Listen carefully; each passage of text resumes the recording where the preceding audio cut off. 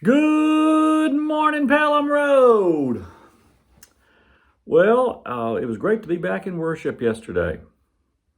And several of you asked if I could do these devotions outside. And I would love to be outside, but it's just, we've had a lot of rain and it's raining. So I don't know if it'll be all week that I'll be doing them inside, but at least for now, okay? Let's see. Oh, I want to give you a question. In the comment section below, answer this question. If you were placed in witness protection, and I don't know how you got placed in witness protection, that's between you and the government. But if you were placed in witness protection and you could pick the state that they relocated you to, what state would you pick? Put that in the comment section below, all right? Well, during this time of Lent, there are several series that I'm doing. One's called 400 Words or Less. They're really brief devotions. I'll be doing those for most of this week. But the series that I'm doing today is a little different, and I've only got 2 or 3 of these to do in the Lent season, and it's called People You Need to Know, okay? And the people you need to know is sort of inspiration by biography. Inspiration by biography. Now, I'm not telling you a lot about these people. I'm just telling you a little bit. I'm really hoping to inspire you to Google and look up and do your own research, okay? I'm picking people that I just think are not on your radar. Maybe they are, maybe I'm wrong, but I'm thinking that these are not people on your radar typically, and that it would do us all good to learn a little bit more about them, all right? So, let's get to it.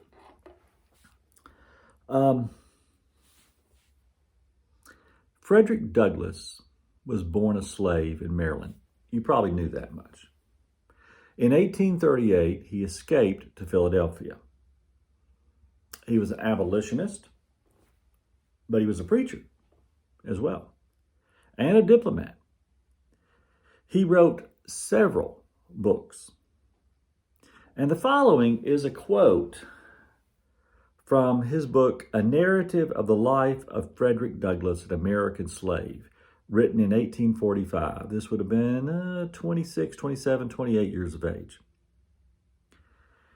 So he writes, I hate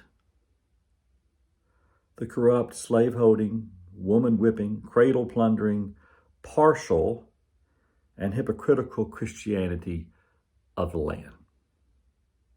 I look upon it as the climax of all misnomers, the boldest of all frauds.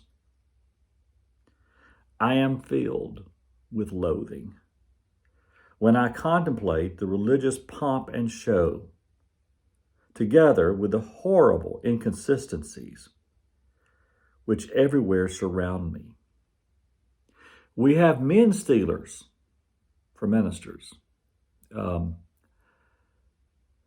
This is a man, a preacher, who participates in the slave trade. That's what he's claiming, is that there are men stealers serving as ministers. They're actually slavers. Women whippers for missionaries. These would be people who abused women. And cradle plunderers for church members. You may remember that in 1808, the North Atlantic slave trade was outlawed, or the African slave trade was outlawed. And what happened after 1808 is that the only way we had slaves in America was the slaves that we produced. And that meant that if a slave and another slave had a child, that child became, in the cradle, a slave. Or if the master of the house had a child with one of the slave women, then that child became a slave. And so these are cradle plunderers for church members, people who are just making slaves and robbing the cradle, robbing children of their childhood. The man who wields the blood-clotted cowskin during the week fills the pulpit on Sunday and claims to be a minister of the meek and lowly Jesus. The slave auctioneer's bell and the church-going bell chime with each other, and the bitter cries of the heartbroken slave are drowned out in the religious shouts of the pious masters. Revivals of religion and revival in the slave trade go hand in hand. And that's probably one of the saddest comments in this whole thing. There were three great awakenings, three great religious awakenings in this country. 1720 to 1740, 1790 to about 1805, and then 1850 to about 1865 or 70. All three of those revivals, we were holding slaves. I cannot fathom the idea of revival, spiritual revival, while still attesting to holding people as property. And you can see why he would call that a hypocrite. He couldn't see it either. The slave prison and the church stand near each other. The clanking of fetters and the rattling of chains in the prison go hand in hand with the pious psalms and the solemn prayers of the church. The dealers in the dead bodies of men erect their stand in the presence of the pulpit, and they mutually help each other. The dealer gives his blood-stained gold to support the pulpit. In other words, the slave owner contributed to the upkeep of the church, and in return covers his infernal business with the garb of Christianity. The minister then paints over slaveholding as something that God ordained, even though the clearest story in the Bible, the overarching story of the Old Testament, is the freeing of the children of Israel from what? Slavery. Who did God side with? The slaves, not the slave owners. I don't know that that was missed on the white people of the 1800s. I think they probably understood that very well. It was just not something they were willing to practice.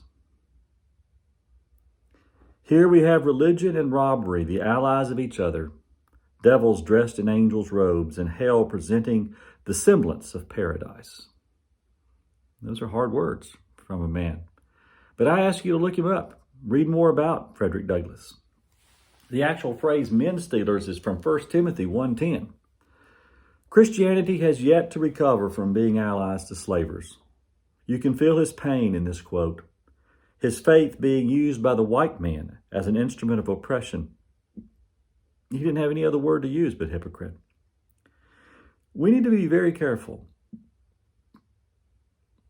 We can, by our choices, sometimes end up on the wrong side of heaven, the wrong side of what matters to heaven.